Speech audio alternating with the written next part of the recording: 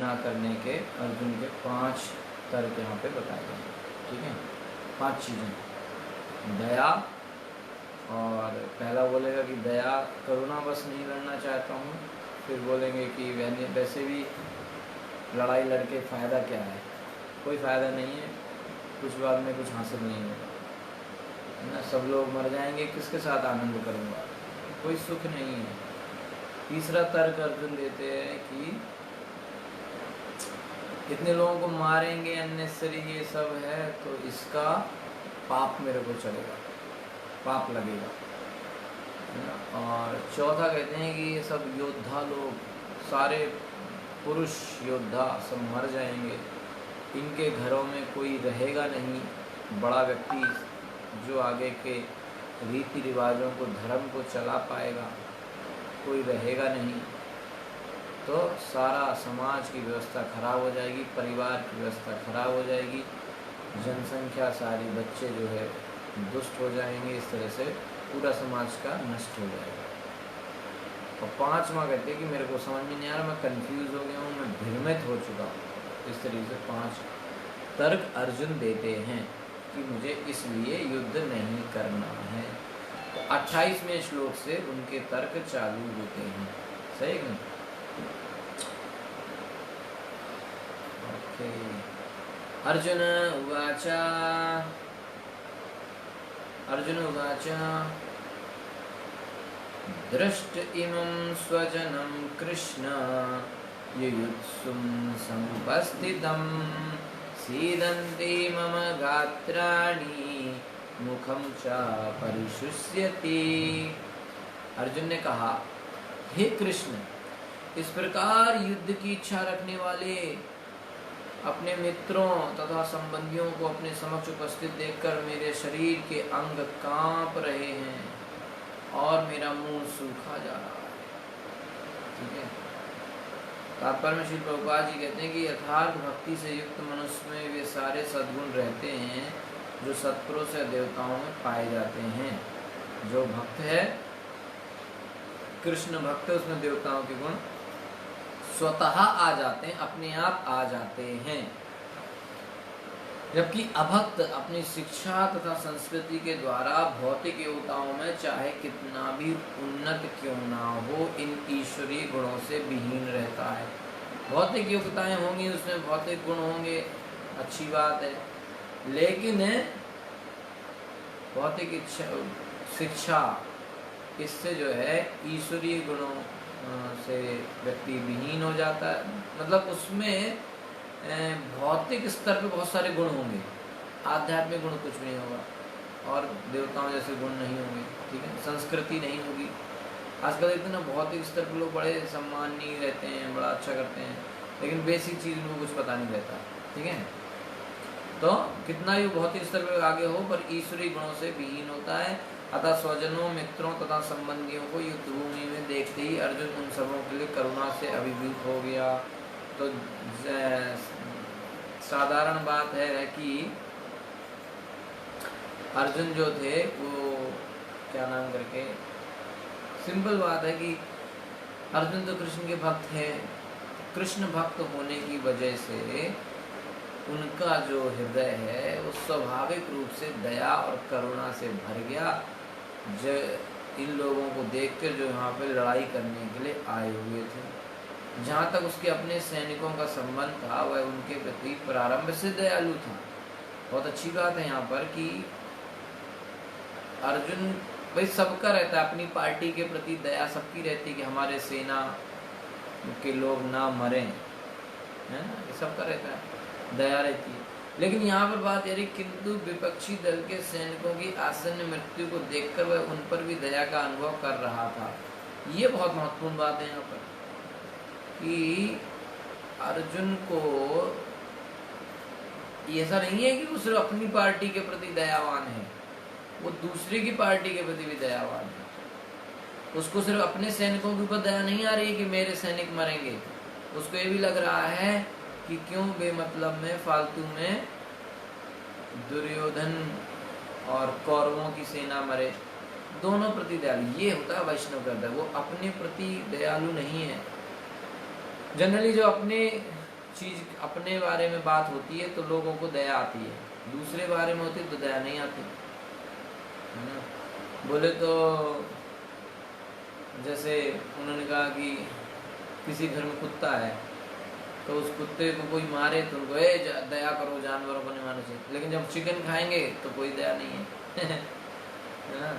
और कोई अपने घर में किसी को कुछ कष्ट हो जाए तो बड़ा दया होती है, उनको लगता है सब लोग हमारे बेटे, किसी का बेटा बीमार हो गया तो सब लोग लगता है हमारे बेटे को सब लोग देखने आए, पूछें कैसा है कैसा नहीं है, दया करनी चाहिए, वो बीमार है। दूसरे का बीमार हो गया तो उतने कोई ध्यान नहीं देता, इतना किसको लगता है। जैसे किसी कहीं पे ट्रेन एक्सीडेंट हो गया, कुछ हो गया, न्यूज़ आई कितने लोग मर गए, तो हम लोगों को क्या लगता है, ठीक है थोड़ा चलो भाई बुरा हुआ बहुत, ये वो, है ना, ऐसे लगता है। लेकिन जब उसमें ये पता चले कि उसमें अपना कोई रिश्तेदार चोट खा गया है, मर गया है, तब वो दया आती है। तो यहाँ पर ऐसा नहीं है कि अर्जुन सिर्फ अपनी सेना के प्रति दयालु है हो रहा है, वो दूसरे की विपक्षी सेना पर भी उसको दया आ रही है। ये है उसका वैष्णव का हृदय, कि दोनों के प्रति दया। तो जब वो इस प्रकार सोच रहा था तो उसके अंगों में कंपन होने लगा, मुंह सूख गया। अब ये देख के कितने लोग मरेंगे, युद्ध में इतने सारे लोग मरेंगे सोच के वो डर गया, उसका शरीर कांपने लगा, मुंह सूख गया। उन सबको युद्धाभिमुख देखकर उसे आश्चर्य भी हुआ। ठीक है, प्राय सारा कुटुंब अर्जुन के सगे संबंधी उससे युद्ध करने आए थे। सारा खानदान, यहाँ पे पूरी परिवार की लड़ाई है आजकल ज्यादा परिवारों में ही लड़ाई चलती रहती है, सास बहू की लड़ाई, है ना, और देवरानी जेठानी की लड़ाई, भाई भाई की लड़ाई, यही लड़ाइयाँ चल रही हैं, पति पत्नी की लड़ाई। महाभारत भी घर की लड़ाई है, इसलिए घरों में जब लड़ाई होती है तो लोग कहते हैं महाभारत हो रही है आज हमारे घर में ऐसा लोग बोलते हैं।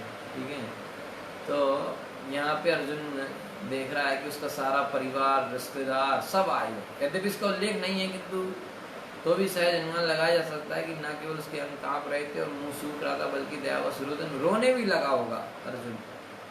ठीक है, जब इस तरह से आदमी देखता है कि अब सब लोग आए हैं, पूरा रिश्तेदार आ गया है, पूरा कुटुंब आ गया है, भाई बहन चाचा ताऊ मामा सब आ गए हैं और लड़ाई होगी यहाँ पे। जब लड़ाई होगी तो तुम मरेंगे भाई।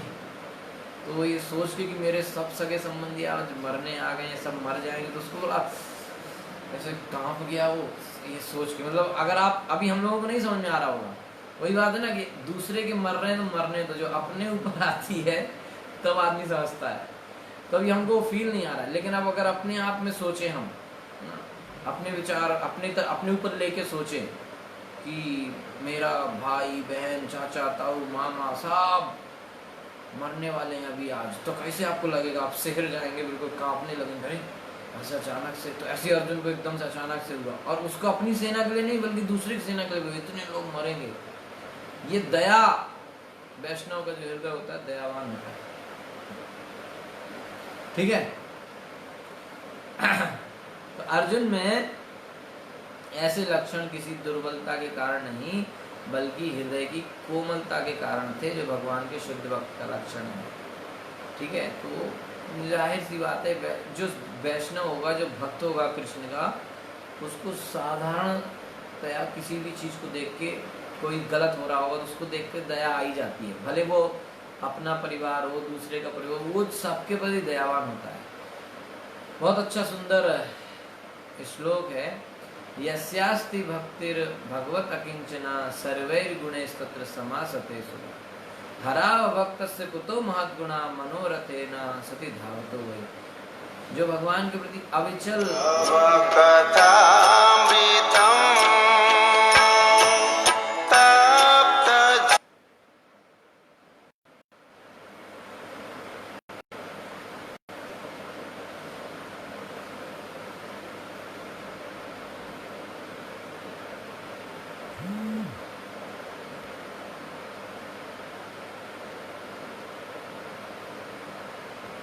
ओके सॉरी तो ये श्लोक में यहाँ बताया जा रहा है कि यस्यास्ति भक्तिर भगवत किंचना सर्वैर्गुणैस्तत्र समासते सुरा हराव भक्तस्य कुतो महात्मना मनोरथेना सति धावतो वही।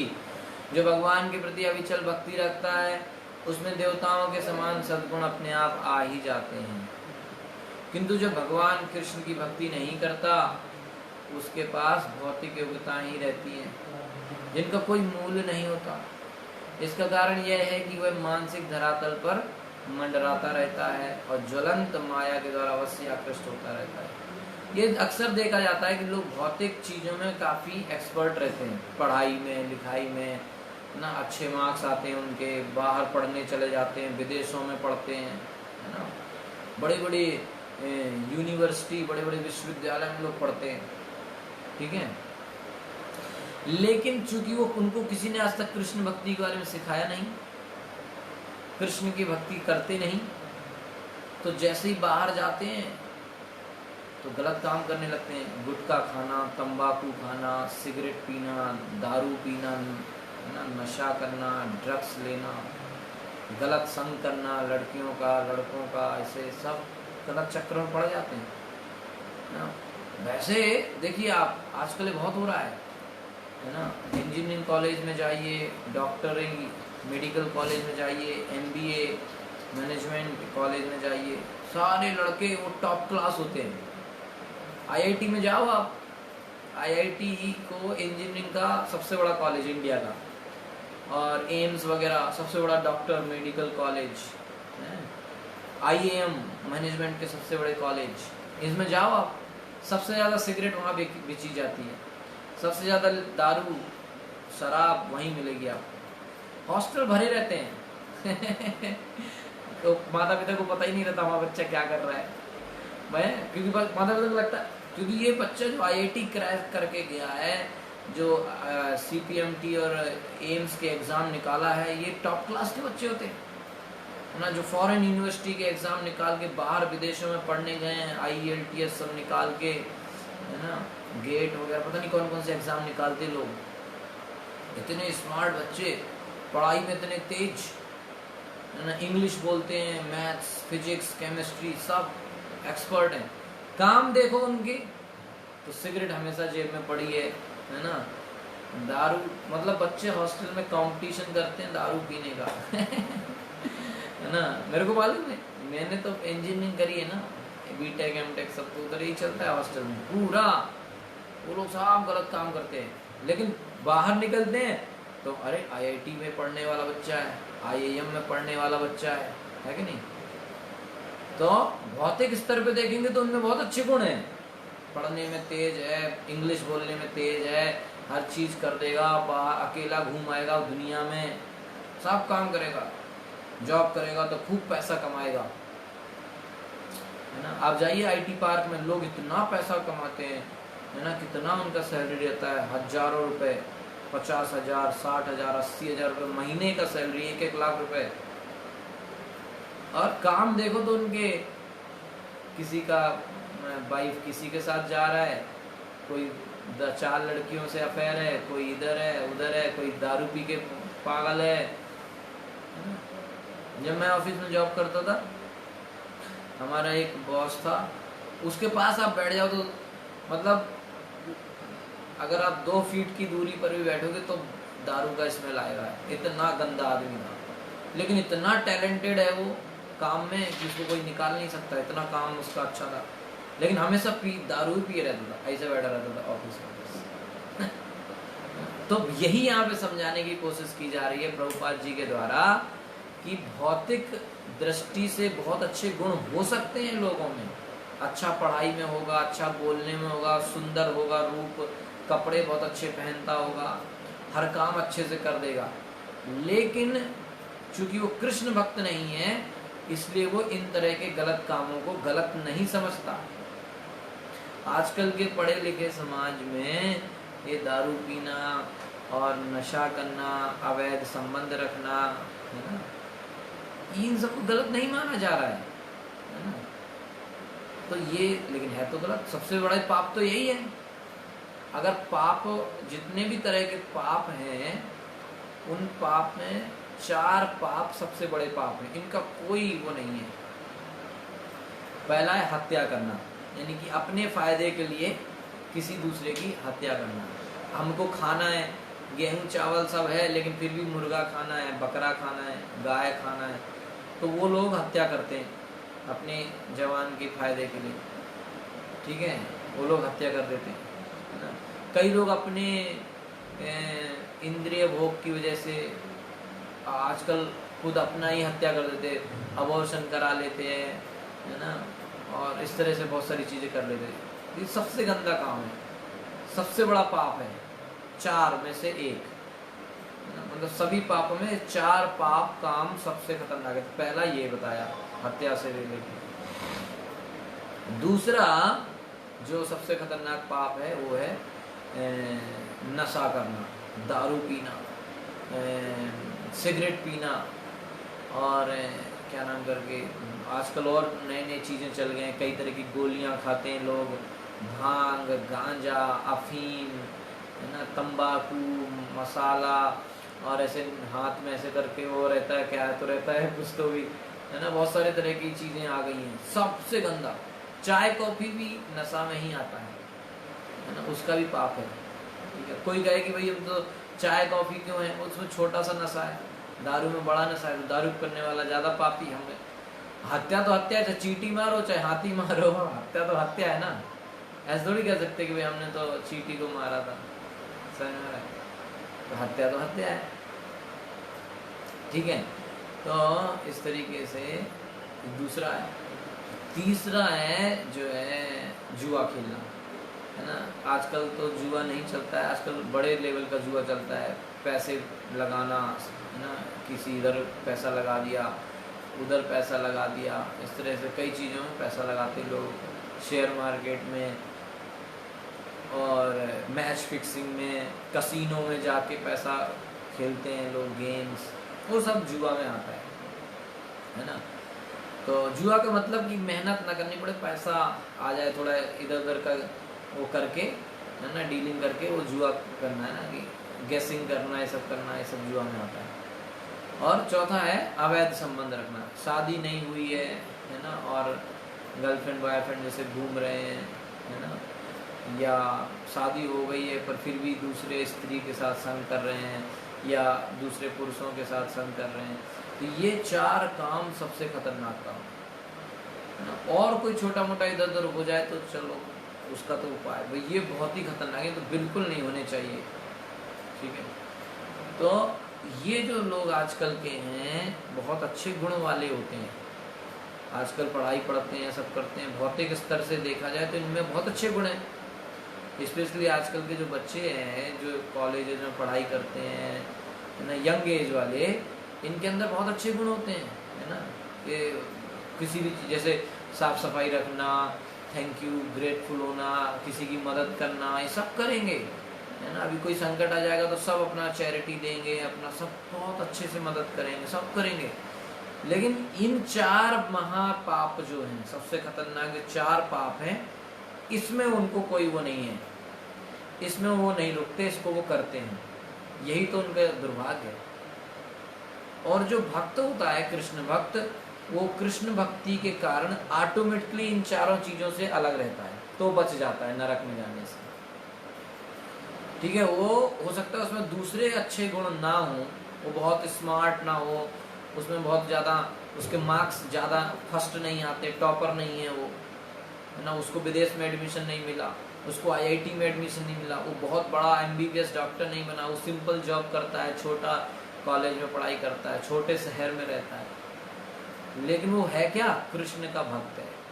तो कृष्ण भक्त होने से, चूंकि भगवत गीता पढ़ेंगे, हरे कृष्ण महामंत्र का जप करेंगे, तो हमारे हृदय में अच्छे से जो करेगा उसका हृदय शुद्ध होने लगेगा। जो हृदय शुद्ध होगा तो उसके हृदय में गलत काम करने जाएगा ना, उसका हृदय में इतना फीलिंग आएगा ना कि कर नहीं पाएगा, उसके हृदय से इतनी तेज आवाज आएगी, फोर्स आएगी कि वो गलत काम कर नहीं पाएगा। वो उसको कोई आपको रोकने की जरूरत नहीं है, अकेला रहेगा तब भी गलत काम नहीं करेगा, है ना। क्यों? कृष्ण, उसको पता है कि कृष्ण, हृदय साफ होने से, हृदय में तो कृष्ण है, और हम भी हैं, तो हमारे और उनके बीच में, कृष्ण के बीच में बहुत सारी गंदगी है। तो जैसे मिरर पे बहुत सारा कचड़ा रहता है ना, तो मिरर पे कचड़ा रहेगा, धूल रहेगी तो हमको दिखेगा नहीं, तो धूल हटाएंगे तो सामने दिखेगा। इस तरह से हृदय के दर्पण पे बहुत सारा धूल है, तो उस धूल को जब हटाएंगे तो फिर दर्शन होंगे भगवान के। तो जब हरे कृष्ण नाम जप करते हैं तो धूल हटने लगती है, चेतो दर्पण मार्जनम। तो जब धूल हटती है तो भगवान का दर्शन होता है। तो फिर जब भगवान का दर्शन होने लगता है, भगवान का प्रेजेंस अनुभव होने लगता है, तो व्यक्ति सोचता है कि नहीं भगवान मुझे देख रहे हैं, मैं कैसे गलत काम करूं। तो वो इन 4 कामों से बच जाता है। ठीक है, तो इसलिए यहाँ पे कह रहे हैं कि यस्यास्ति भक्तिर् भगवत अकिंचना सर्वैर गुणैः तत्र समासते। जो कृष्ण की भक्ति करता है उसमें जो है सारे अच्छे गुण अपने आप आ जाते हैं। गलत काम अपने आप नहीं करता, आपको कहने की जरूरत नहीं है, आपको कहने की जरूरत नहीं, वो अपने आप गलत काम नहीं करेगा, अपने आप नहीं करेगा। और हराव अभक्त से कुतो महत् गुण मनोरथनास्ति धावतो वै। अगर वो हरि का भक्त नहीं है, कृष्ण का भक्त नहीं है, तो उसमें अच्छे गुण कहाँ से आएंगे? क्योंकि कृष्ण सद्गुणों के तो खान, सद्गुणों का जो स्रोत है वो तो कृष्ण है ना। कृष्ण की भक्ति करेगा तो सद्गुण आएंगे। कृष्ण भक्ति करता नहीं है तो फिर तो वो नरक में जाएगा। यहाँ गलत काम करेगा और दंड मिलेगा नरक है। इसीलिए तो आजकल का जो युवा पीढ़ी है सारा नशा, शराब और अवैध संबंध, जुआ, इन सब में बर्बाद है। कई लोगों का जीवन बर्बाद हो चुका है, कई लोगों के डाइवोर्स हो चुके हैं। अच्छे पढ़े लिखे लड़के लड़कियां, अच्छे घर के है ना, बड़े घरों के सम्मानीय लोग डाइवोर्स ले लेते हैं, क्योंकि अच्छे गुण नहीं है, हृदय साफ नहीं, हृदय में गंदगी भरी है ना। तो धोखा देते हैं, पत्नी को धोखा देते हैं, पत्नी पति को धोखा देती है, बच्चे माता पिता को धोखा देते हैं, माता पिता बच्चों को धोखा दे रहे हैं।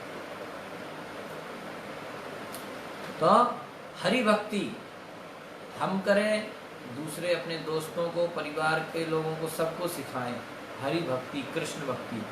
तो कृष्ण भक्ति करेंगे तो हम निश्चिंत हो जाएंगे, क्योंकि हमको पता है हमारा बेटा कृष्ण भक्त है, कहीं भी दुनिया में चला जाए कोई गलत काम नहीं कर सकता, कृष्ण भक्त है। हमको पता है हमारा भाई कृष्ण भक्त है, कहीं भी चला जाए कोई गलत काम नहीं कर सकता। हमारी पत्नी कृष्ण भक्त है, कहीं भी चली जाए कोई गलत काम नहीं कर सकता, कोई डर नहीं, निश्चिंत रहो। और सब लोग अच्छे से रहते हैं, कोई गलत काम नहीं करता, कोई एक दूसरे को चीटिंग नहीं करता, तो परिवार में लड़ाई भी नहीं होती। ठीक है, तो इस तरीके से ये 28वां श्लोक बहुत इम्पोर्टेंट है। इसमें प्रभुपाद जी बहुत इम्पोर्टेंट बात बता रहे हैं कि कृष्ण भक्त होने से सारे गुण अपने आप आ जाते हैं, और जो कृष्ण भक्त नहीं है उसमें कितना भी प्रयास करे उसमें सद्गुण नहीं आएंगे। हाँ, भौतिक स्तर पे कुछ गुण उसमें हो सकते हैं, लेकिन वो जो है आध्यात्मिक स्तर पे कभी भी उसमें कोई सद्गुण नहीं आएगा, है ना। उसको लगेगा कि उसमें गुण है ना। जैसे मैंने बताया ना, वो बहुत पढ़ा एजुकेटेड होगा, ये सब होगा, लेकिन सिगरेट पी रहा है ना, अवैध संबंध रख रहा है, क्या फायदा ऐसी पढ़ाई लिखाई का, है ना। अब ऐसी पढ़ाई लिखाई से फायदा क्या है? दारू के, शराब की बोतल पर बहुत अच्छा सा लिखा रहता है कि शराब पीने से ये खतरा है, खतरनाक है, शरीर स्वास्थ्य के लिए हानिकारक है। हिंदी में लिखा है, अंग्रेजी में लिखा है, फोटो भी बनी है। अब भी नहीं समझ पा रहा तो क्या फायदा तुम्हारी पढ़ाई का भाई आपने पढ़ाई तो पढ़ी है ना, सिगरेट पे भी लिखा रहता है, सिगरेट डब्बे पे फोटो बनी रहती है, तो ऐसी पढ़ाई से क्या फायदा आपका? पढ़ाई तो पढ़ी है आपने, लेकिन आपको एक सीधी सीधी लाइन नहीं समझ में आ रही कि शराब पीना स्वास्थ्य के लिए हानिकारक है, क्या फायदा ऐसी पढ़ाई का? अच्छा, पढ़ाई छोड़ दो, पढ़ाई छोड़ दो, फोटो तो देख सकते हैं तो इसे कहते हैं असली अज्ञान। असली अज्ञान है ये। ABCD पढ़ लेना, फिजिक्स, केमिस्ट्री, मैथ, बायोलॉजी पढ़ लेने से ये ना समझें कि हमारा अज्ञान दूर हो गया है। अज्ञान दूर तब होगा जब हम किसी गुरु की शरण में जाएंगे, प्रामाणिक गुरु की शरण में जाएंगे और हमको वो दिव्य ज्ञान भगवत गीता का देगा, है ना, तब हमारा अज्ञान दूर होगा। इसीलिए हम लोग कहते हैं ओम अज्ञान तिमिरान्धस्य ज्ञानांजन शलाकया। गुरु क्या करता है, अज्ञान के अंधेरे को भगवत गीता भागवतम आध्यात्मिक ज्ञान के प्रकाश से उस अज्ञान के अंधेरे को खत्म करता है। इसलिए ऐसे गुरु को बारंबार हमें प्रणाम करना चाहिए। तस्मै श्री गुरुवे नमः। हरे Krishna. Thank you so much. Bhagavad Gita की जय, श्रील प्रभुपाद की जय, कोटि वैष्णव की जय। किसी को कोई प्रश्न तो आप पूछ सकते हैं। कल हम 29वां श्लोक करेंगे। हरे कृष्णा।